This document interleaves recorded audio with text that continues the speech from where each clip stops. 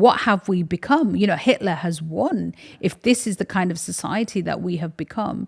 Welcome to The Tea with me, Myriam François, where we uncover the story behind the stories. Today, we're discussing Islamophobia and the state of anti-Muslim racism. In early 2024, the Islamophobia Response Unit reported a 236% rise in Islamophobia cases compared to before October 2023. The anti-racist organisation, the Runnymede Trust, says the racist riots of summer 2024 here in the UK, which saw direct attacks on Muslims and mosques, were the clear outcome of intensifying Islamophobia. They link this explosion of violence to the ways that UK Muslim communities have been portrayed in relation to Gaza. Meanwhile, more than half of British Conservative Party members believe Islam is a threat to the British way of life. And with the election of Trump, who's just revived the Muslim ban and appointed Elon Musk in his cabinet, a man who has publicly backed violent Islamophobes, I can assure you that this is one of the most urgent issues of our time. So, as we say in French, à qui profite le crime? Who benefits from all this scapegoating? Joining me to unpack the Islamophobia industry, its network of pundits and funders, and who it truly serves, is none other than Baroness Sayeeda Warsi, the first Muslim to serve as a cabinet minister in the UK and author of a new book, Muslims Don't Matter. Sayeeda, welcome to the show. Thank you for having me. First of all, I have to ask, how are you? Your book opens with, I'm done. I'm done with explaining. I'm done with caveating. I'm done with condemning. I'm done with constantly having to justify my place in my country. I'm done with being held accountable to a standard higher than anybody else is held to. I'm done. And I think it was in the middle of what was the appalling violence happening in Gaza that I realized that we were in a place where even if you were not Muslim, as many of the Palestinians were not, if you were perceived to be Muslim, that was enough for you and your lives not to matter.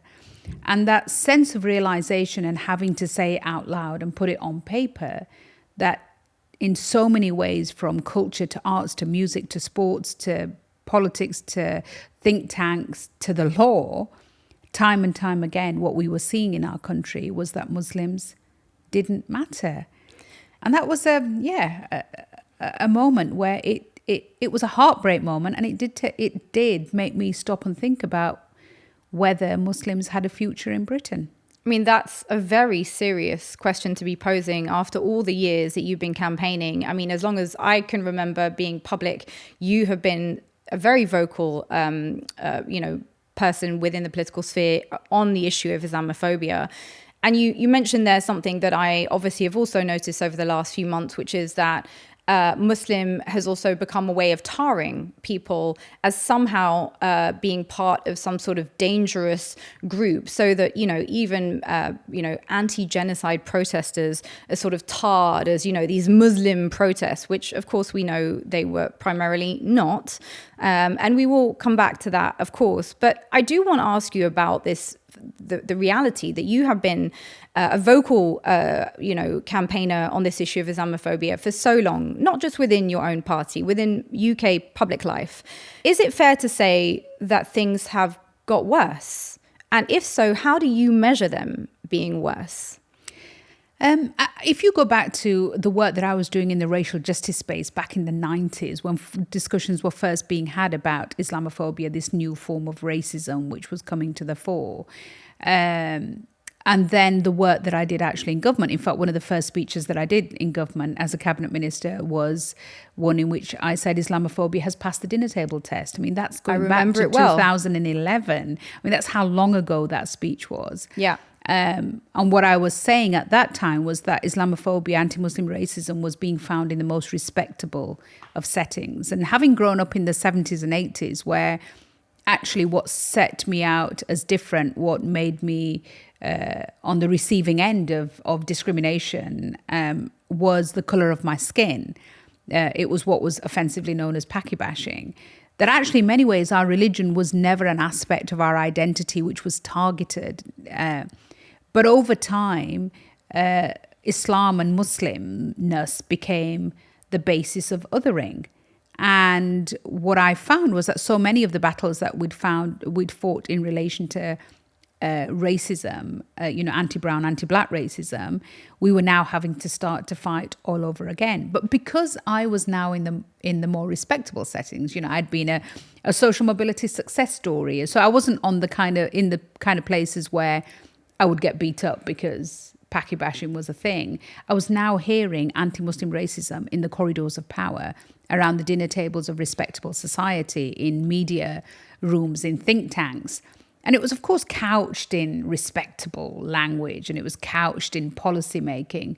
But at the root of it was the othering, the demonization, the stereotyping, the stigmatizing of a community, a whole community, seeing it as a monolithic block and stripping away from it the diversity of what effectively are 2 billion people around the world. But I mean, you were initially heralded by your party as a symbol of its diversity and, willingness to kind of accept a range of different perspectives. You and I differ politically, but I think as a community, we were all very proud to see you in the halls of power. But it's interesting you say that at the time when you mentioned it passing the dinner table test, this idea that Islamophobia had passed the dinner table test back in 2011, that those were sort of whispers in the corridor of power. And I suspect that today we might say that actually what's happened is that now it's moved from being whispers which people make tentatively to statements that are perceived as somehow being heroic or brave or somehow going against the current. And I think that, of course, has huge irony to it, given that there are things that you can say about Muslims today that, in my view, you cannot say about any other community. And I'm going to give you a few examples. And I'd love to for you to tell me a little bit about, how it is that we have come to this. If a British politician were to proclaim that the common Jewish phrase, Baruch Hashem, and I apologize for my terrible pronunciation, that anyone who proclaimed that in public should be arrested, I believe that there would be huge uproar. But of course, that is exactly what the MP, Robert Jenrick, had said about the phrase Allahu Akbar. How about this one? Gay no-go zones spreading across UK cities. Locals fear the pink takeover. Now, of course, no one would say that because it would clearly be homophobic. But we have regular headlines saying that there are Muslim no-go zones, despite this being repeatedly proven to be wrong. Black birth rates threaten to overwhelm native British population. Oh, except it's not black birth rates, it's Muslim birth rates.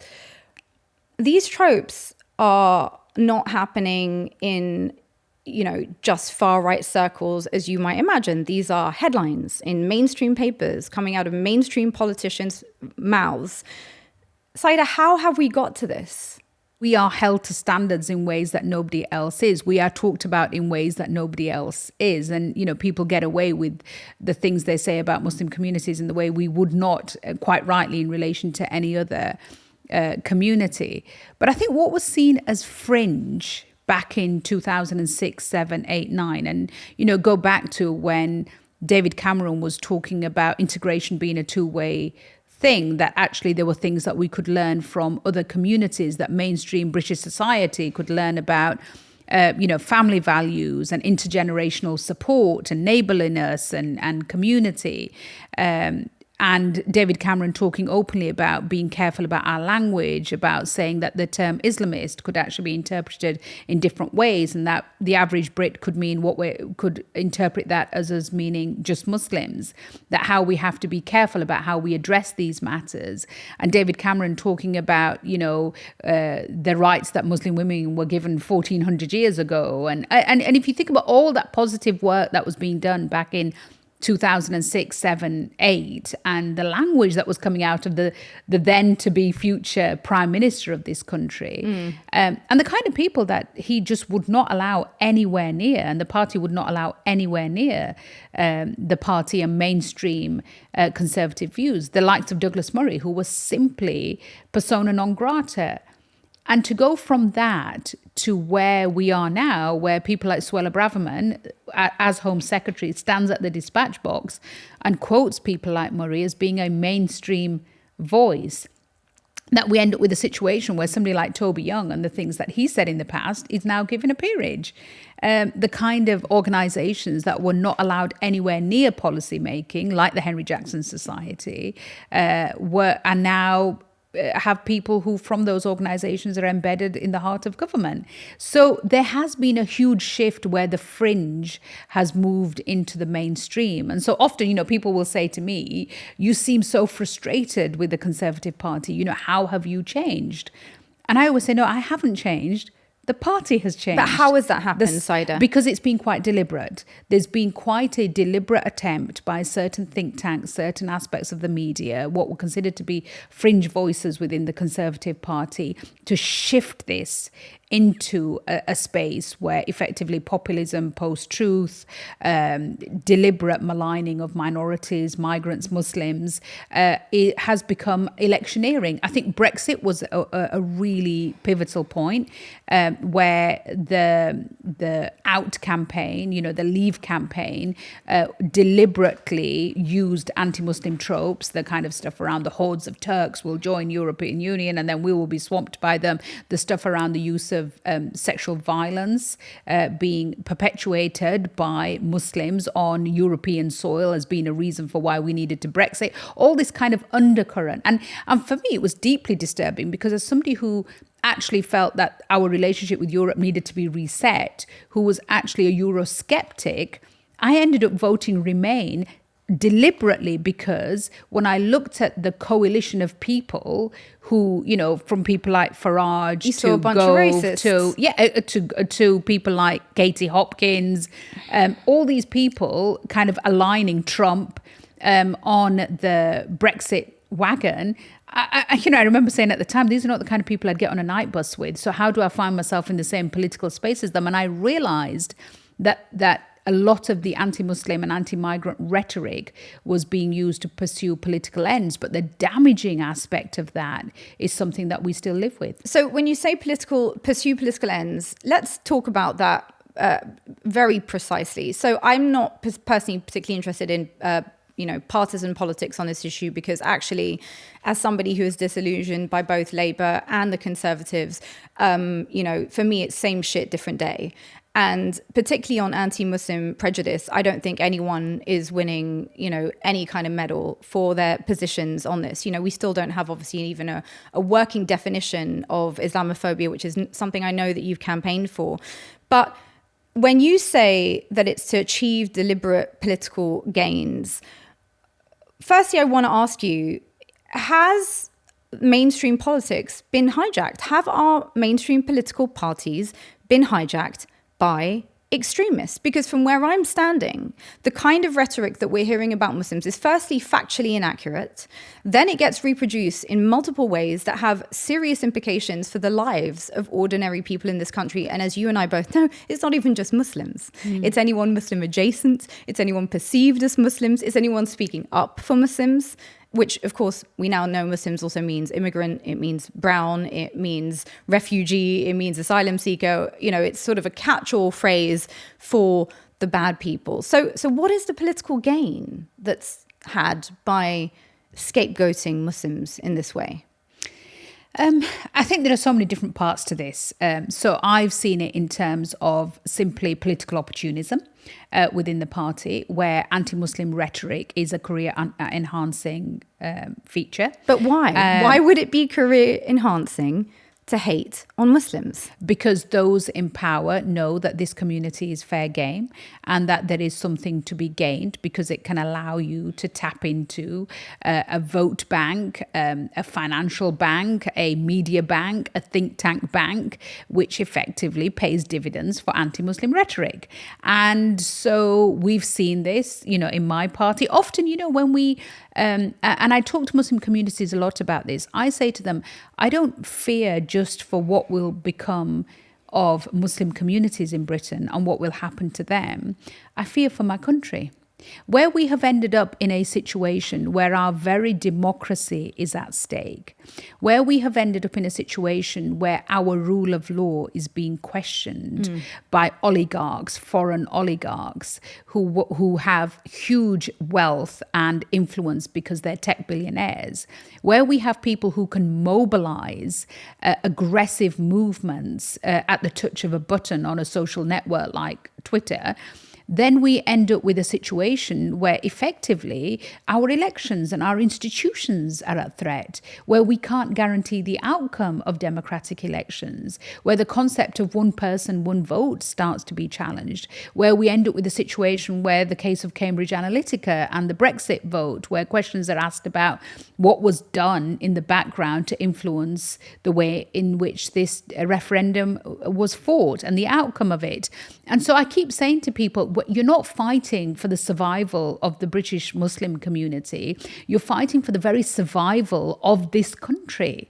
And that's not a dramatic thing to say. You only have to look at what's happened in the United States. You only have to look at what's happened over the last few days at the inauguration, when you have people like Zuckerberg and Musk sat in the front row, where effectively, without being elected, without having a mandate, people with huge amounts of money and huge amount of influence, and now at the left and the right of the president of the United States, effectively one of the most powerful men in the world, this is a really disturbing time. And when you have those people effectively saying, let out so-and-so who's been convicted by an English court of law. Let's be specific on who we mean by so-and-so. We're talking about Elon Musk. Elon Musk specifically saying that Tommy Robinson was basically a prisoner of conscience. This is a convicted felon with multiple convictions, a violent felon, and sort of campaigning for him openly on his platform as some sort of prisoner of conscience. But also campaigning for the downfall of the democratically elected government in the United Kingdom. Look, I'm a conservative. What is the connection between those two things, Sayeeda? What is the connection? Why would the same person calling for the downfall of the current government also be the person calling for the release of this, convicted felon who basically is one of the most virulent voices of anti-Muslim hatred in this country? And that's literally what he's known for. Yeah, and this is the rise of the oligarchy, right? This is the rise of powerful men with money wanting to effectively run the world. And this is the way in which they destabilize nations. Mm-hmm. This is foreign interference in our country, foreign money in our country, destabilizing our nation. This goes way, way beyond just the Muslim community. And the Muslim community is an aspect of the way in which we destabilize the nation. Right. And of course, a few of your colleagues were out there for the said inauguration, at which Elon Musk was, very clearly making a Nazi salute. I mean, we can beat around the bush, and of course we've spent ages debating whether you tweeting a placard featuring two coconuts as a satirical point about two of your colleagues was somehow racist. At what point are we being taken for absolute fools in this conversation? And it needs to be called out as such. Yeah. Well, I say this in my book. Look, freedom of expression and freedom of speech is apparently a right. And we keep talking about how it's a right, but it's a privilege when it comes to Muslim communities because we don't have the right to have freedom of expression and freedom of speech. In fact, we can't even quote facts without being called out for being homophobic or anti-Semitic or whatever else they want to throw at you. And, mine was a classic case where I effectively congratulated Maria Hussein, the lady who held the placard. I didn't actually tweet a copy of the placard. I was in Turkey at the time, enjoying a very lovely coconut water. And I basically said, here's to you, Maria. Congratulations on your acquittal by by an English court, which was in accordance with our rule of law. And can we just point out something? Maria Hussein was, the attempt to prosecute Maria Hussein was under a racial hatred law that has been used consistently and primarily to target black and brown people. It was initially presented as a law designed to protect black and brown people from racism, but has been used first and foremost to target people from black and brown communities. In this case, of course, it's a perfect example of that. And Marius Hussein's life has been thrown into disarray. I mean, it has to be said she was pregnant when she was, arrested over a placard of 2 coconuts. I mean, and actually the campaign to force a prosecution was very deliberately led by extreme right-wing, kind of think tanks and websites and social network sites. So it wasn't something that the Met Police suddenly decided, oh yeah, this is an important issue, let's go after this. There was a particular campaign to prosecute and force a prosecution of Maria Hussein. And I'm grateful that the courts basically acquitted her because it was like, how dare you have the audacity to call out what is obviously true, which is that there are politicians in the United Kingdom who happen to be from ethnic minority backgrounds who feel that the way to pursue politics is to actually pander to racism and punch down on ethnic minority communities. Is that all that was the point that she was making? Is that all that it was, though? Was I think that was the point that she was making. Was it also about punishing people who were protesting at Palestine completely. marches? Yes, of course. If that placard had been somewhere else and not in the middle of a peace march for Palestine, then I'm not sure it would have had the attention that it had. So there's a coalition of people for whom a prosecution against Maria Hussein served a purpose. Now, for me, I felt it was completely appropriate that our courts saw sense, and Justice Vanessa Lloyd made the right decision. And I was proud to say that her acquittal was something that I celebrated. And yes, I did that in a satirical way. I mean, maybe I should have had a glass of wine rather than a coconut, when I kind of said cheers to Maria Hussein. But what I found really fascinating was that when the matter was taken up by my party in wanting to pursue a disciplinary because of that tweet, I couldn't understand how a party who absolutely prides itself on freedom of speech and expression and believes in political satire, because, we felt it was okay for a Prime Minister, Boris Johnson, to call Muslim women letterboxers and bank robbers, right? This is political satire. It was humor. We needed to grow a sense of humor and stop being so sensitive about this. It suddenly felt that we had lost our humor. We'd had a political satire bypass. And now freedom of expression and freedom of speech wasn't something that was an absolute right, and that this was something for which we needed to pursue disciplinary matters. And all credit to the disciplinary panel, because they could have been part of the political witch hunt, and they chose not to be. And even though the party initially said that the tweet was divisive language, the disciplinary panel found that it was not racially divisive or discriminatory, or indeed it did not bring the party into disrepute. So it's a shame that we had to go through the process, but I'm grateful that in the end sense prevailed. Yeah, sense prevailed, but extensive damage has been done, of course, both to Maria's life and, of course, to our sense of freedoms in this country. The fact that you can be arrested and pursued and harassed in the public. Maria's name, her picture, her home address were all published, in the public domain. She had people turning up at her doorstep. She was heavily pregnant. I mean, that's the state of this country right now. And simultaneously, speaking about free speech, we don't have a working definition of Islamophobia in this country. And I'm well aware that you have been a persistent voice calling for that working definition so that, we can actually make some progress on that. Now, one of the reasons we are told we can't have a working definition is because of the fear of blasphemy and that Islamophobia may end up curbing free speech. Would it be fair to say that that's one of the main critiques that we are told whenever we say we need a working definition? I mean, what are you told? I think there's a whole load of nonsensical responses to the Islamophobia definition. And then, one of the things that the people who were involved in the Islamophobia definition, I was one of many, it was led actually by Wes Streeting, the current Secretary of State for Health, and Anna Soubry, who herself is a very successful lawyer and an ex Defence and Veterans Minister for the Conservative Party. So this was led by two huge heavyweights in politics and was supported by people like me and Tandesi, who is Sikh, who actually saw the consequences of Islamophobic attacks on Sikh communities, who are often perceived to be Muslim and have suffered some terrible violent attacks in this country because they've been perceived to be Muslim. And lots of other Muslim colleagues from the Labour Party and elsewhere. But so what's the reason that we're told that we can't have... So there's a working definition of homophobia. Yeah. There's a working definition of racism.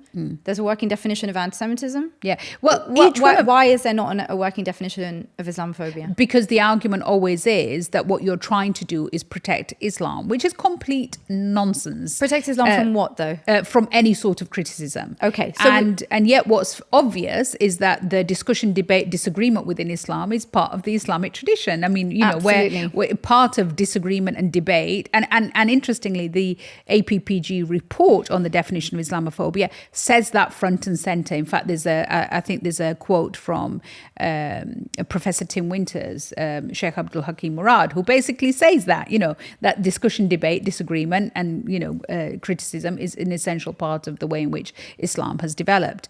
But it's all disingenuous. And, you know, in the book, I unpick all the nonsensical, disingenuous arguments that have been made.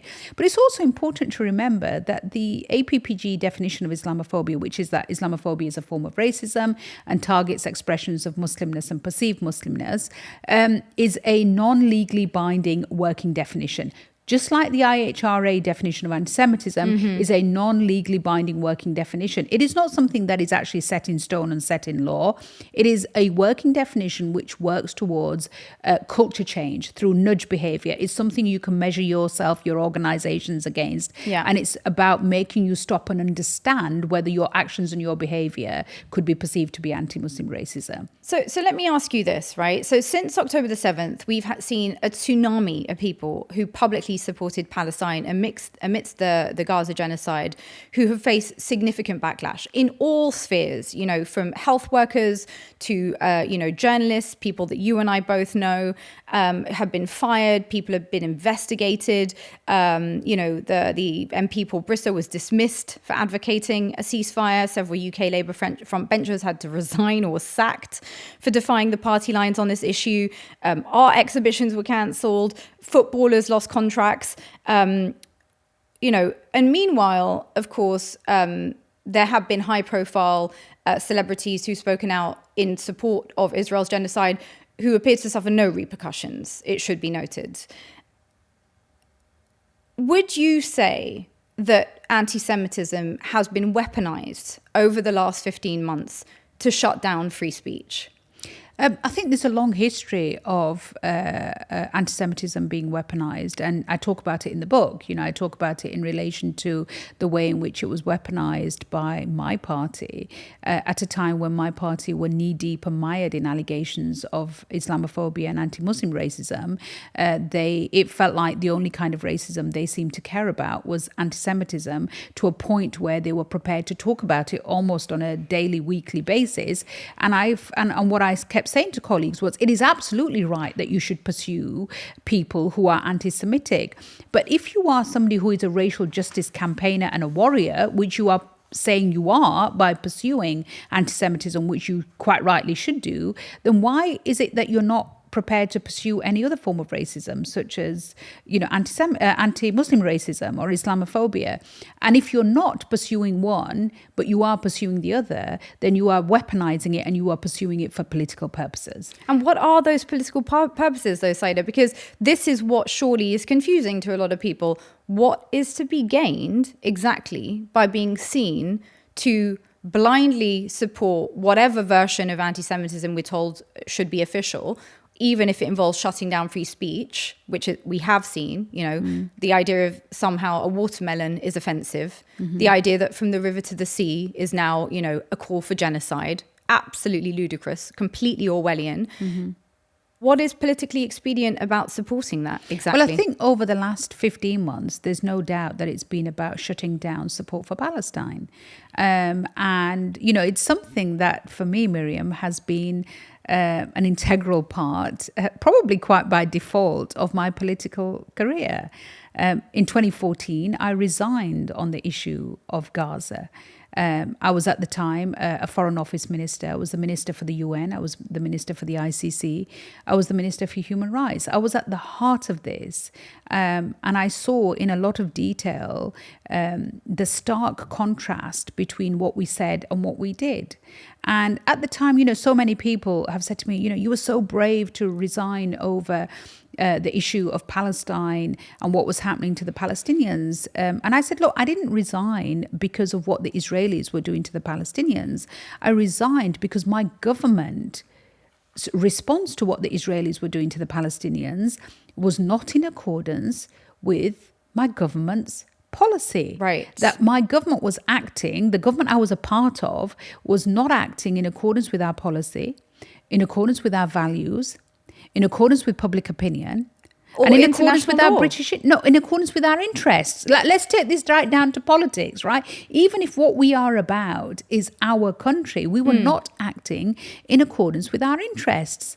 And, and I've said that again now, a decade later, we are in exactly the same position where we are not acting in accordance with our policy, in accordance with our values, in accordance with the international laws and norms, in accordance with British public opinion, and in accordance with British public interest. So whose interests are interestingly, the parties acting in? Because clearly it's not based on public opinion, which has overwhelmingly been for the last 15 months in support of a ceasefire. And it's not in our political interest regionally to be behaving in this way, in a way that undermines international law and all the other repercussions that blind support for a genocidal government has meant. So whose interests are we serving? Is our government serving? Well, interestingly, in 2014, one of my colleagues, who I consider to be a friend, said, we didn't expect you to behave in this way and resign. And because, it was the first resignation, I think, since Robin Cook on a point of principle, on a foreign policy point of principle. And,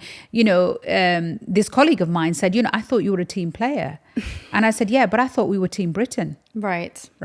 That was the issue for me. I felt that we were acting in 2014 in the best interests of Israel.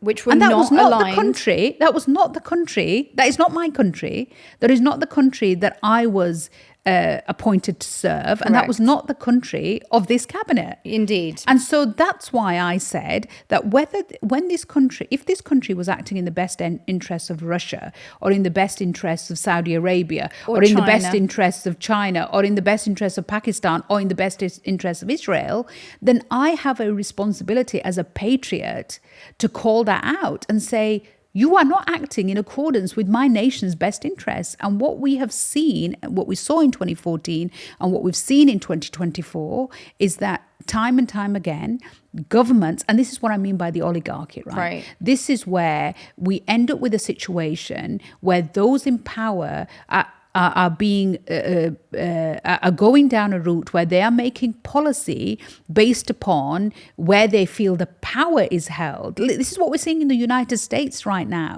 where this is not power being held in the interests of the people and power being held in the interests of pursuing policies in the interests of people. This actually becomes a very narrow series of interests that we start to serve. Although, interestingly, you and I might disagree that might be a very conservative value, in my opinion, but we can agree to disagree on that one. Often, and we do disagree on that. Often people will say to me that, how can you be a part of the Conservative Party? And I say, well, because I'm a centre-right politician, right? Ultimately, I believe in a far-right Conservative Party. I would take issue with that because the Conservative Party is a really broad church. I mean, the fact that, despite all the political witch hunting that has happened against me and continues to happen, and, it's so obvious when you end up with a situation where you're exonerated by a disciplinary panel, but actually, Kemi Badenoch then takes a decision to say, oh, well, actually, if she was to want to come back to the, take the Conservative whip, I don't want to hear. I mean, it's so blatant, this political witch hunt now. It actually is quite laughable. I think it's the only way you can deal with it. But you laugh about it, but it's very serious, Sayeeda, because you're one of the few prominent Muslims that remain in the public arena. And it has to be stated that I have watched over the last 20 years, people that I looked up to fall off the public arena and disappear, meaning they're not replaced. There is no regeneration of public Muslims that I can see that represent the range of views and, backgrounds and ideals of our community. The Tea is a fully independent, non-partisan production. No corporate ties here, just a small, dedicated team working hard to bring you honest, impactful conversations. If you believe in our work, please subscribe to our YouTube channel. Just click that subscribe button now and join us on Patreon. You'll find the link in our bio. I want to ask you about extremism because, of course, the Conservative government, not alone, the Labour, as I say, throughout this has been just as bad, in my opinion. There's been a big focus on Muslim extremism over the years, including by, governments that you've served in. And I'm just wondering, as I look at the situation today, that we have extremely prominent figures in the Jewish community, whether it's the chief rabbi, we have prominent publications from the Jewish community, from the Jewish Chronicle, who have taken clear stances in support of Israel and its genocide in Gaza. And I say that because, of course, the genocide today has been deemed as such, not just, a probable or possible genocide by the International Court, but also by Amnesty International, Human Rights Watch, the Lemkin Institute for the Study of Genocide. I mean, the biggest voices on the study of genocide are now unequivocal. And we simultaneously have these very prominent figures in the Jewish community who are supporting Israel in that genocide. I'm very confused about why this is not considered an extremism problem within the Jewish community. Just like not all Muslims are extremists, but we did have some extremists, and we probably still do. Why can it not be said publicly that there is a Jewish extremism problem in this country today? Not all Jews, but clearly some. I mean, there's no doubt that there are extremists within the British Jewish community.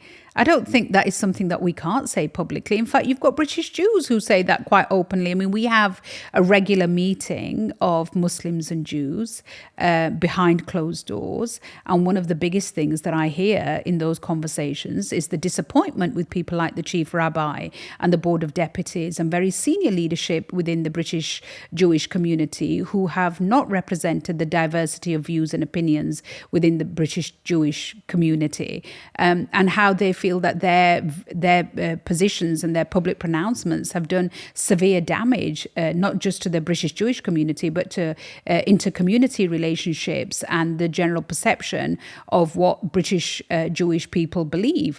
And I think we've got to be really careful, just like I would always fight those that try and say that British Muslims all hold X view and it is actually the baseline view of the most extreme view. We've got to be really careful that we don't consider the views of Rabbi Mervis to be the views of British Jewish communities. He doesn't represent and speak for large sections of the British Jewish community, just like the Board of Deputies doesn't. But he is one voice, just like we often have, some voices and some communal organizations who speak to an aspect of it.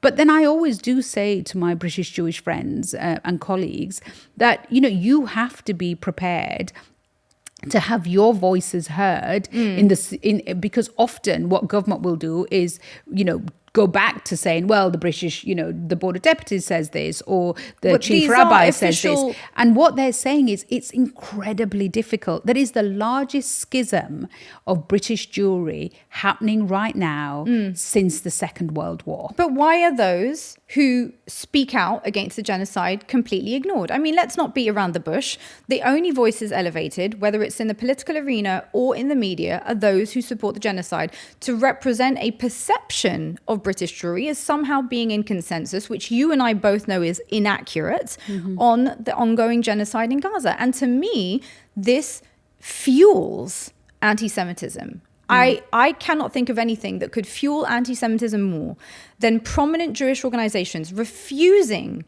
to reflect accurately the divergence of views within their midst on something as serious as this genocide.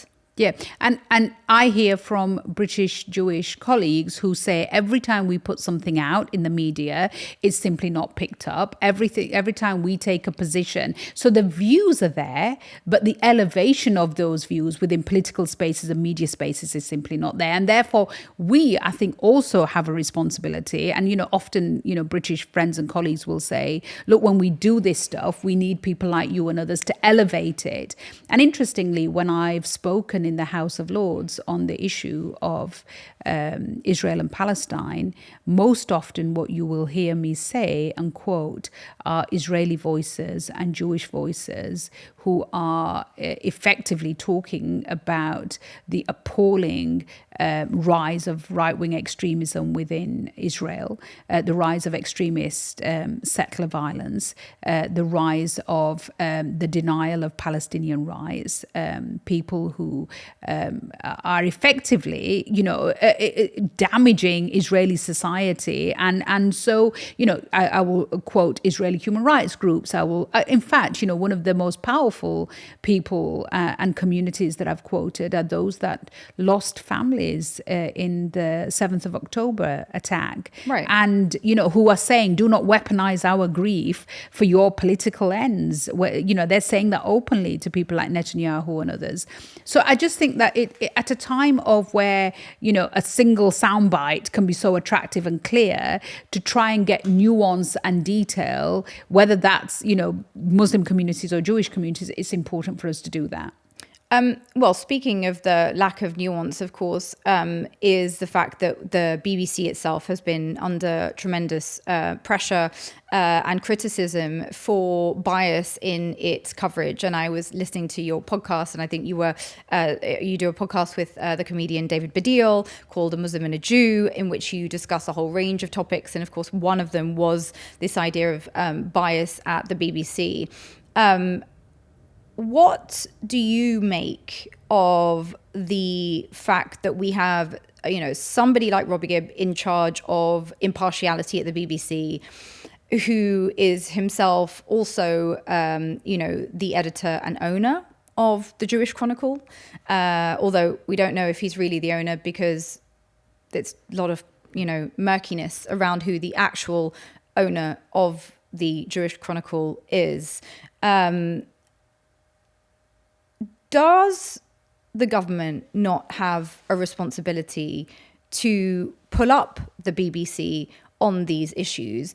And as somebody, obviously you're now in the opposition, where is your party's voice in calling out this clear lack of impartiality at a time where the consequences of that for community relations, for factual representation of a conflict that reverberates within British society is so critical? Yeah, well, I was one of the signatories of a letter that was signed by a number of people who were involved in creative spaces, calling out the BBC for this. And of course, I dealt with it on my podcast, A Muslim and a Jew Go There, because you absolutely kind of hit the nail on the head. How can we have a situation where, say, an organization and a paper like the Jewish Chronicle, which has been found to be fabricating stories on the war in Gaza, and a number of its most senior columnists, including people like Jonathan Friedland, and actually my co-podcaster David Baddiel broke their links with the Jewish Chronicle because of the fabrication and the way in which these stories were being pursued, and actually some of the most overt Islamophobic comments being made by the team there, including its editor, which are there for the public record. And continued question marks about where the money comes from for the Jewish Chronicle, who funds it, who actually owns it. It's all completely murky, and these question marks remain there. But Sayeeda, can you imagine any Muslim organization still standing after this amount of information? No, it wouldn't be. It certainly would not be considered to be in the space of respectableness, which is where this, and for somebody to be connected to that, to be in charge of impartiality at the BBC, of course not. And so everything we're talking about here is fact. And of course it's galling. We can sit here and say, how is this allowed to happen? But this is the dystopian world that we're now starting to live in. Well, how does it happen? Let's talk about that very specifically then. Because these appointments are politically made. And one of the things that I talk about in my book is that one of the challenges the current Labour government have is that we have left for them a lot of political appointees based upon a political ideology pursued by colleagues like Michael Gove and others, where senior people in quite senior positions, including in the BBC, including at the heart of government, people like William Shawcross, people like Robin Simcox, these people have been left in the system who have their own questionable history of making anti-Muslim Islamophobic comments and their associations with organizations who themselves have been accused of being Islamophobic and anti-Muslim. And it takes time for you to kind of clear the decks. And is anyone trying to clear the decks, Sayeeda? Well, it's one of the calls that I make, and I have some assurance from some people that actually they understand, they recognize this is an issue. And it goes back to what I said right at the beginning, Myriam. Our very institutions of government are under threat. Mm-hmm. Unless we are prepared to realize that we are fighting for the very soul of our nation to remain a democratic, inclusive, liberal, tolerant democracy, that is what we are fighting for. I am so worried about where this country may end up. Agreed. And Muslims are the canaries in the coal mine. We will be the first to go. But what happens thereafter, and we're seeing it in the United States, what follows thereafter is the closure of LGBT rights, the closure of women's rights, the pressing down on other minorities. It's the start, and it's a dangerous start. And we should be acutely aware of what is going on. And we should be understanding that actually for all the other things that we're dealing with in government on a daily basis, and I'm telling you, most colleagues in government right now, most cabinet ministers will be swamped and overwhelmed with their workload. The average working week is about 70 to 80 hours a week when you're in cabinet. Well, so, for them to keep focusing their mind, which is what I keep saying, focus your mind to the bigger picture here. We are living at a crossroads, a very dangerous crossroads. The world is now more dangerous than it's ever been since the Second World War. We have more conflicts now, more wars around the world than we've ever had at any one point since the Second World War. And this rise of the tech billionaire oligarch and money in control of power and politics is a deeply dangerous place for us to be. But that's what we should be focusing on. I want to connect that back to why Muslims are continuously othered by those very same individuals. Because what is it about Muslims specifically that is makes us the target within that conversation? Let's take some concrete examples, shall we? So let's talk about the riots that happened last summer. So for any of our viewers that don't know, in the summer of 2024, we saw a series of violent riots across the country that were triggered by the tragic stabbing of 3 young girls in Southport. Now, it was misinformation about the attacker's identity that was spread on social media that fueled those protests and led to them extending to 35 locations across the UK. And which saw far-right groups targeting, mosques, asylum seeker hotels, and causing extensive damage. Now, was there a concerted campaign this summer to try and stir up racist riots in the UK? I think the trigger event for this was this tragic murder, and emotions were running high. But there is no doubt that the misinformation was deliberately spread. You can see that from the convictions that have taken place, not just about for those who were at the front line actually, engaged in the violence, but also those who were feeding the violence. That people like Tommy Robinson and others who had been pursuing an agenda for many years, but particularly since the war in Gaza, because he'd somehow set himself as being a great ally and supporter of Israel and the current Israeli government. And received significant funding, of course, by pro-Israel and people. He thought this was an opportune moment to try and turn this into something which was effectively anger, he said, at the lack of police action on the peace protests. Mm-hmm. So he tried to make make that direct connection. It was then picked up by a whole series of other people, including kind of mainstream politicians like Reform, Farage et al., who didn't quite make the direct accusation, but kind of fed the conspiracy theory by asking questions. Well, you know, why is it that we're not being given details about this person? Well, because that's the law. I mean, the state is applying the law, which is what we expect it to do, and to try and pursue suggestive conspiracy theories off the back of that, I think was deeply dangerous. And then, of course, we had Elon Musk, who decided that he wanted to intervene by saying Britain was on the verge of civil war. Right. And that and the Telegram channels, which were already there because of the extremist right-wing networks who pursued and fed this. Often the kind of respectable people who live in the think tank world who like to commentate on this, and the headlines in some of the newspapers were about what we needed to understand why these people were angry. We needed to understand why these people were throwing bricks and lobbing, other things at the police.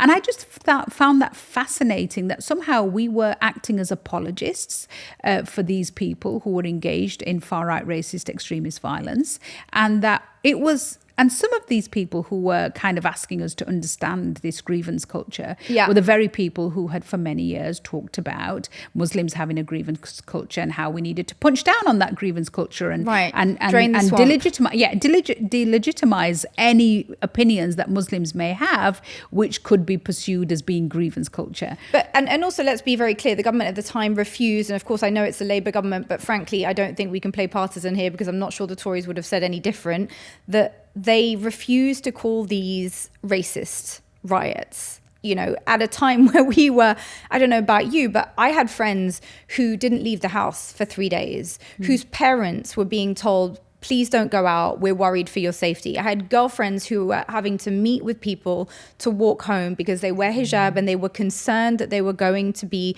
attacked. And people were being attacked.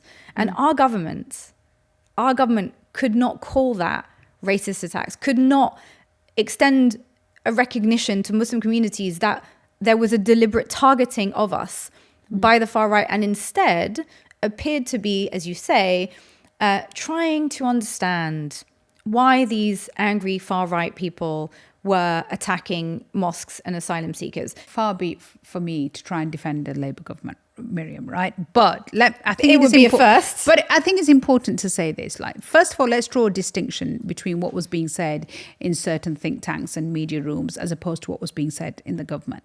And they might not have used the word, racist riots, but the term Islamophobia was used. And in the end, there was a clear recognition that these were targeting Muslim communities.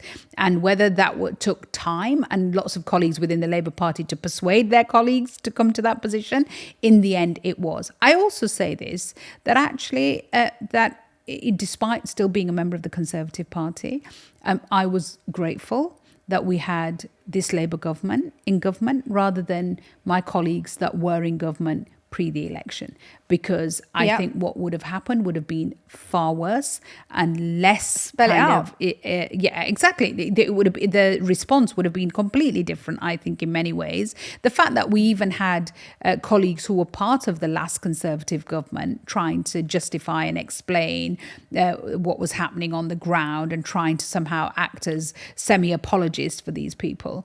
So, yes, of course. And, listen, I hear people when they're angry towards the way in which they felt the government could have done more. Where I think the government failed was, I think its initial response was right. It had to be a criminal justice response. It had to be quick arrests. It had to be prosecutions. It had to be convictions. It had to be sentencing. That happened. And actually that was what in the end stopped the escalation of the violence, that actually the government meant business and it was going to act within the criminal justice space, and it sent out a very clear message. What it didn't deal with, and I think we now need to come back to it, was the ideology underpinning the violence. Correct. These were race riots that were fomented by far-right groups that have received funding from abroad. Can I just spell that out in equivalent terms? If we had seen the reverse, a majority of riots led by Muslims or black and brown people, with some of them well-funded connections to foreign governments or foreign-backed individuals very wealthy individuals, which is what we're talking about here, Tommy Robinson, the EDL, who receive extensive funding from Israel and pro-Israel groups, okay? Were we to see the equivalent of that in reverse, are you telling me that we wouldn't have seen a public outrage at interference of these foreign individuals into our politics and an outing of them as foreign agents here to stir up trouble? We saw none of that. Yeah, and we would have done and that's what I mean by Islamophobia, a community being held to standards in ways that no other community would be held. And that is effectively anti-Muslim racism. But I also think that it's important for us as, members of the country, British Muslim communities, an integral part of this nation, that politics is the art of the possible. Yes, of course, we can say, that we can protest about these issues, but we also have to find a way in which we can participate. And I always say, having seen such extreme behavior in some aspects of the political space, I think that this Labour government is a government that we can work with as British Muslim communities. We should be working with as British Muslim communities, even those who ideologically or politically have a different view, which I do. And I have been quite open for working, and I have, had meetings with Downing Street and others within this government to say that if you are wanting to genuinely pursue policies which are inclusive and which are to create a sense of ease within our nation and to bring our nation together, then whatever our political backgrounds are, we should be working alongside that to make things better. Well, I mean, you yourself are struggling to do that. So, I mean, it's a high call. But I do want to just ask you this very simple question. Why are pro-Israel individuals and organizations funding far-right figures in this country to stir up race riots? It's a question I have asked a number of people within the British Jewish community. And the answer that I have got most often, and within the British Israeli space, so people who actually work for organizations that try and create space for Israeli kind of opinion within British communities. And the answer that I get most often is, it's just fringe elements. It's this very small fringe element. I don't think it is. I think it's much broader than that. And I think that if I was British and Israeli, or if I was British and Jewish right now, I would be deeply disturbed by what has now become this relationship between the extreme right in the UK and the extreme right in Europe, and its relationship with current Israeli society. How can you reconcile that? How can you reconcile, people like the Israeli government sitting alongside people who are now saying they're openly fascists and celebrating people who are obvious anti-Semites? Exactly, and who have often a history of neo-Nazism in some cases. And I know that there are so many of my British Jewish friends and colleagues who are appalled and heartbroken and disturbed by where this has ended up. I remember watching Myriam saying so publicly, what have we become? Yeah. What have we become? Hitler has won. Yeah. If this is the kind of society that we have become. And I suppose, there are people feeling like how we felt, when we ended up with a situation where we had some British Muslims, being attracted to organizations like Al-Qaeda and ISIS. Yeah. There were so many of us in the British Muslim community saying, what the hell's going on here? How can you even find yourself aligned with these people? Yeah. To be fair, no Muslim organization was publicly supporting Al-Qaeda or ISIS or any of those groups. I said individuals. Sure, but what I'm saying is we do have an equivalent of that of some of the most senior public bodies representing British Jewry making, for me, equivalent statements. And I know that there's, some reticence for me, for example, comparing Israel to ISIS, but I consider Israel to be the Jewish community's ISIS. It's their extremism problem as it currently stands. I'm not saying, in different formats we can discuss, but as it currently stands, a government that calls for the eradication of a people that is engaged in genocide with everything we have seen over the last 15 months, that's ISIS. That's your ISIS. So for me, interestingly, the way that I phrase this is that, and again, behind closed doors, these conversations have happened. I said that over the last 15 months, as a British Muslim, I've taken great comfort from the way in which British Muslim communities have dealt with the war in Gaza, and that it could have been far, far worse. I'm grateful that they have acted in ways where, however angry and isolated and targeted they have been, they have still dealt with it through a democratic means, even at its most extreme. I said this, I said, even when the community was at its most angry, it chose to do that through the ballot box by electing independent members of parliament. And even there, we're accused of being Islamists. And so what I said was that actually in all of the heartache of the last 15 months, I've been incredibly proud of the British Muslim community in the way, the maturity that it has shown and the way in which it has chosen to engage with these issues. And I do say, again, like I said, behind closed doors, these conversations have happened. I said, what has occurred to me over the last 15 months is that our crazy fringe extreme voices within the British Muslim community have been few and far between and have been on the fringes. And I said, your crazy extremist voices have been in the mainstream and at the top of your leadership. Absolutely. I said, that's the difference that I've seen. And I said, and therefore, I said, if I was in your position, I would be deeply disturbed. If I was British Jewish and British Israeli right now, I would be deeply disturbed by what was happening within my communities and the rise of extremism within my communities.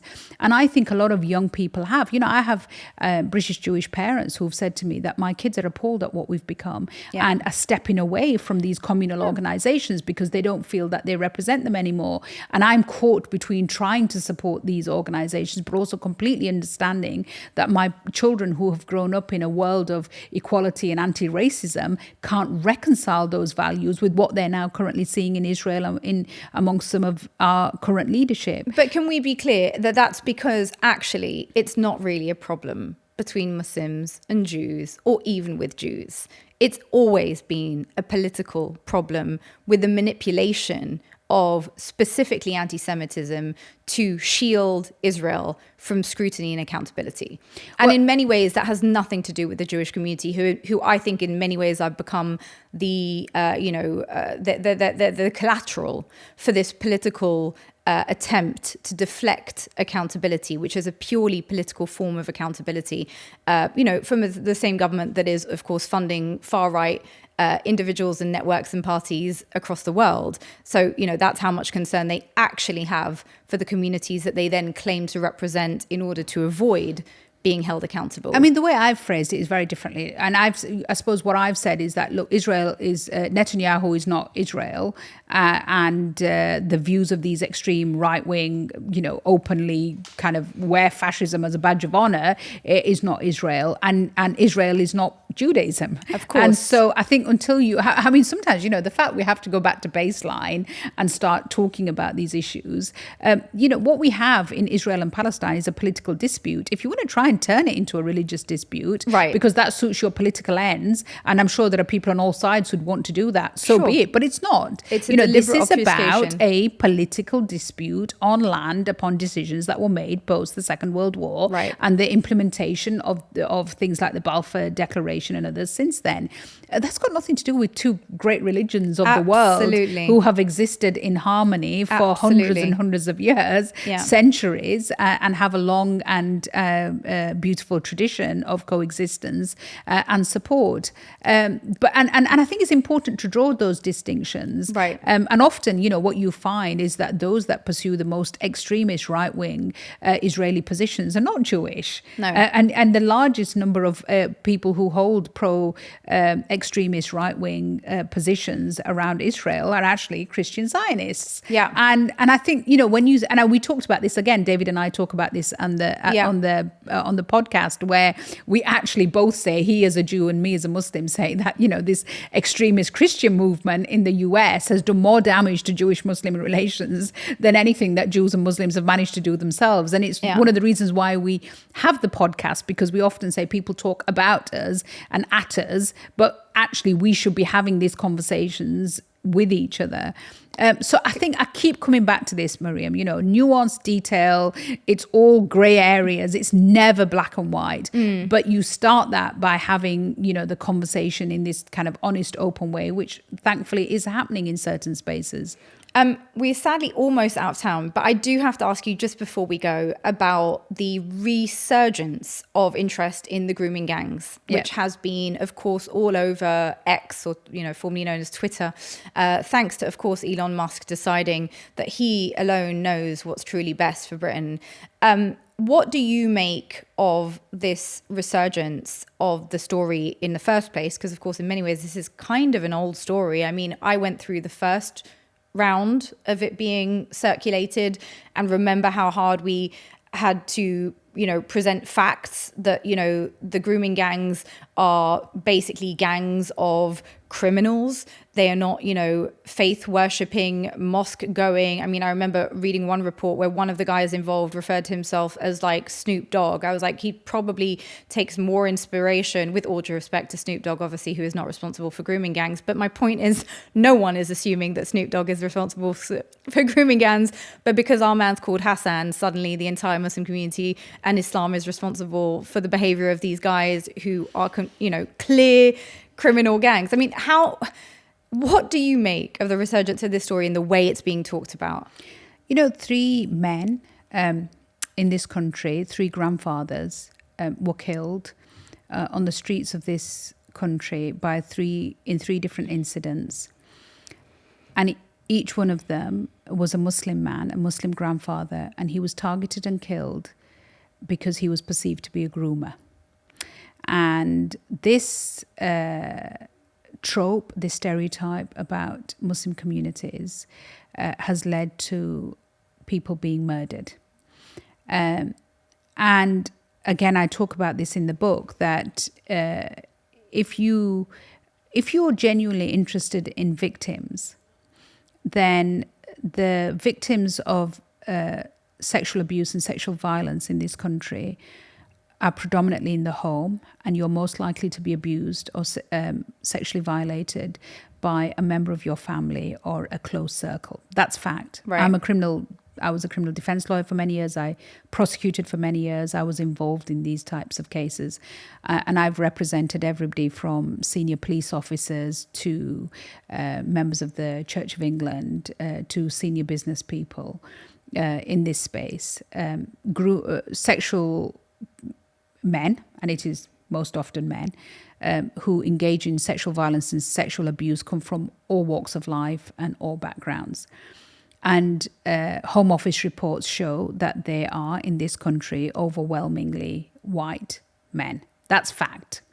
Now, when this report was commissioned by the Home Office, and that's what it came back with evidentially, 3 successive Home Secretaries, Conservative Home Secretaries, actually all of them from the ethnic minority community, suppressed that report because that report did not serve the political ends in which it was commissioned. Say it out loud. It didn't serve what ends then specifically? It didn't serve the end of proving that actually sexually abusive behaviour was predominantly being committed by Muslim men. It didn't suit that purpose. And in the end, the Information Commissioner had to be petitioned and had to force the publication of that report. And that's deeply disturbing. And the person, amongst others, who suppressed that was somebody by the name of Sajid Javid, who he himself was from a Muslim heritage. He says it's not a part of his life and it's not a practice, but he was of that heritage.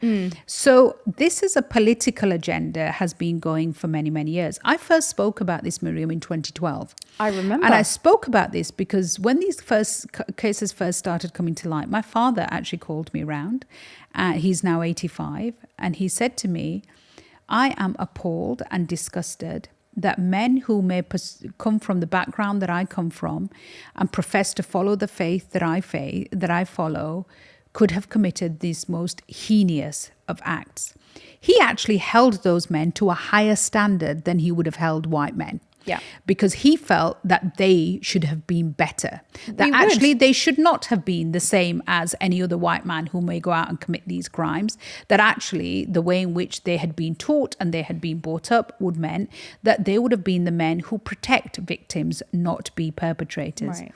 And he said to me, I want you to take this up, because these are the very men who within our communities think women are second-class citizens. Right. He said, these are the very men. I remember I'm one of 5 girls. My dad's an amazing feminist. And he said, these are the very men who took issue with your mom learning to drive in the 70s, the very men who took issue with you guys going to university, the very men who took issue with you being in politics. These are the very men that I have spent my whole life explaining to them what it means to be Muslim and what it means to be a Pakistani man. And he said, and so you take these men on. And I said, yeah, but you know, Dad, there are lots of, and he went, I'm not interested in the white men, Sayeeda. I'm interested in you taking these men and explaining very clearly that these are the men that see Muslim women, the women in their own homes, as second-class citizens, and they clearly thought these white girls were third class. And I did the interview, and I got a bit of flack for it at the time. But then, Myriam, we pursued that with conferences, reports.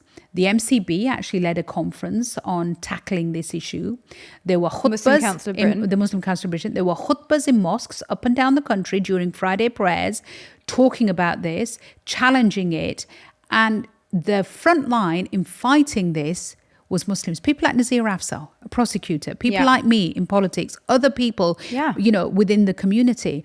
So I think it's galling for me when people start saying, why isn't the Muslim community doing enough? The Muslim community was when this first came to light, they were at the forefront of this and will continue to be so. And I will fight till my last breath against these appalling men that actually abuse girls. Yeah. And what I take issue with, and this is what I take issue with, when you are not really interested in victims, which Musk and Robinson and the rest of them are not, because they fail to call out men who sit alongside them and are prepared to engage in sexually predatory behavior, including actually some of their own behavior could be seen as such. Absolutely. Actually, these men are not interested in victims. They are interested in using these victims' experiences as a convenient political tool to pursue divisive means and create division and hatred within our nations. Right. And when mainstream politicians jump on that bandwagon, including my colleagues, people like Robert Jenrick and others, who have been in power and in office, in some of the most senior offices, and have chosen not to do anything about this, and now wish to campaign on it within months of being out of power and out of position, then it needs to be called out for what it is. And that is that this is political opportunism using anti-Muslim racism to pursue ends to divide our nation. And these people are arsonists. They are setting our country alight. And those of us who are patriots need to fight back. And we need to say that, yes, you are pursuing Muslims. And yes, of course, as a Muslim, that matters to me. But you are destroying my country. Right. And I will not allow you to do it. On that note, Baroness Warsi, thank you so much for sharing your thoughts with us today. And of course, thank you to our wonderful viewers. At The Tea, our mission is to bring you the stories that matter. If you believe in what we're doing, please support us by subscribing to our YouTube channel and join us on Patreon too. All links below. Your support allows us to stay independent and keep these discussions alive. So please do hit that subscribe button right now. Until next time, stay awake and join us for more tea.